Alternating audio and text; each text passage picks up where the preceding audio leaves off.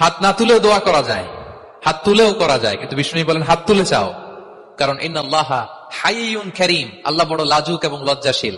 বান্দা যখন হাত তুলে ভিক্ষুকের মতো কিছু চায়, ওই হাত খালি হাতে ফিরিয়ে দিতে আল্লাহ লজ্জা লাগে।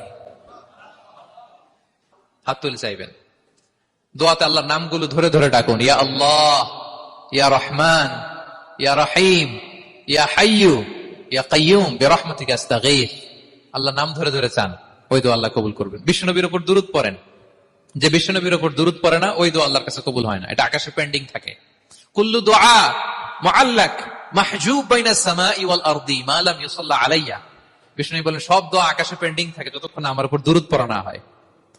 তা আপনি যে বলেন হুজুর আমার দোয়া কবুল হয় না, কেন হয় না বুঝছেন এবার? হ্যাঁ, নবীর উপর দুরূদ পড়েন নাই তো। আল্লাহুম্মা সাল্লি ওয়া সাল্লিম ওয়া বারিক আলাইহি। শুরু করবেন বিষ্ণু নবীর উপর দুরূদ দিয়ে, মাঝেও পড়বেন, শেষেও পড়বেন, আগেও পড়বেন, পরেও পড়বেন। আপনার দোয়া কবুল করবে কে?